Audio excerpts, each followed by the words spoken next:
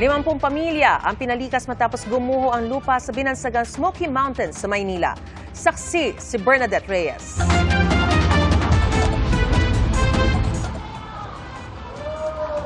Dahil hindi na kinaya ang mga pag-ulan, tuluyan ng gumuho ang tambak ng lupang ito sa Tondo, Maynila na minsang binansagang Smoky Mountain. Bagaman walang nasaktan, natabunan nito ang ilang bahay sa Barangay 128. 50 pamilya ang agad pinalikas sa covered court. Sa tagal po ng pag-ulan-ulan, lumambot po yung lupa, kaya sinabi po yung barangay namin at saka ng mga kapulisan na mag-evacuate. Binigyan sila ng pansamantalang tulugan, pagkain at hygiene kit.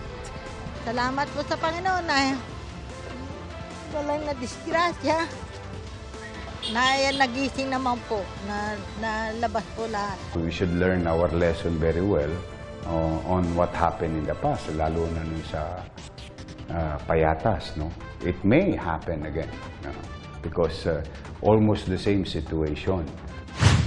Ito yung isa sa mga bahay na gumuho dito sa Barangay 128 sa Balot, Tondo, Maynila. Pero yung bahay sa likuran nito, natabunan na ng gumuhong lupa. Gayunpaman, sinisikap ng may-ari ng bahay na maisalba ang ilang gamit.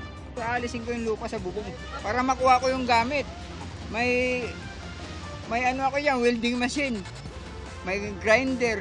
Ayon sa City Hall, nais nilang ma-relocate na ang mga residente dahil sa peligrong kakabit ng pagtira dito.